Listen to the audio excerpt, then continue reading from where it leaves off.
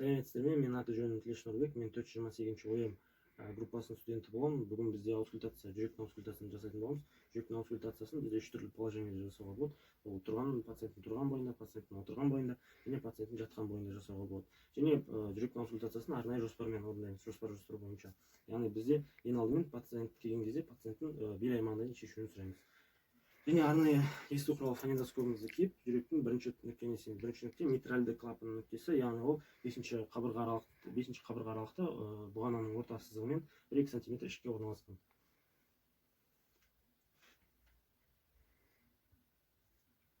Яғни бізде бұнда бірінші тон естіледі. Бірінші тон бізде более громкий, более продолжительный, более низкий и возникает после длинной паузы. Және сонымен қатар екінші тон естіледі. Екінші тон бізде возникает после короткой паузы, более тихий, более короткий и более высокий. Және енді екінші тон, екінші нүкте. Екінші нүкте бізде қолқалық нүкте деп аталады. Яғни ол бізде төстен екінші қабырға аралықта 1-2 см сыртқа орналасқан. Бұнда бізде екінші тон өте жақсы естіледі. Негізі екі тонда жақсы естіледі, бірақ екінші тон бірінші тонға қарағанда өте жақсы естіледі. Екінші тон возникает после короткой паузы, более тихий, более высокий и более короткий. Және үшінші нүкте бұл өкпе сабан нүктесі дәл қолқалық нүктеге симметриялы орналасқан, яғни сол жақта төстен 1-2 см сыртқа орналасқан екінші қабырға аралықта. Яғни бұнда да біз екінші тонды жақсы естиміз. Екінші тон возникает после короткой паузы. Енді төртінші нүкте немесе оны трикюспидальды клапанның нүктесі деп аталады. Бұл бізде семсер тәрізді өсіндіге қоямыз, сәл солға қарай.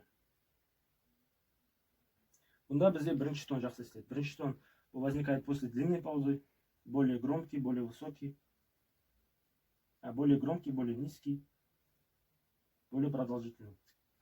Және бізде бесінші нүкте немесе оны қосымша нүкте деп атайды. Бұл Боткин әріп нүктесі, ол 3-ші мен 4-ші қабырға аралықта орналасқан.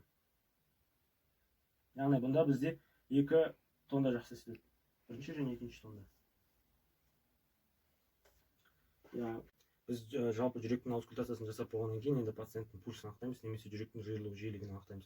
Ол үшін бізге ең алдымен секундомер керек, және пациенттің оң қолынан пульсын анықтаймыз. Пациенттің секундомерді қосып 1 минут анықтауға болады, немесе 15 секунд анықтап 4-ке көбейтуімізге болады. Нормада пациенттікі 60 пен 80 арасында жүректің жиырылу жиілігі. Пациентте қазір пульс 70. Енді жүректің жалпы аускультациясының қорытындысын айтатын болсақ, бізде пациенттің жүрегі тондары анық, ритмі дұрыс, жүректің жиырылу жиілігі 70 және жүректің паузаларының арасында, тондардың паузаларының арасында ешқандай патологиялық шумдар жоқ.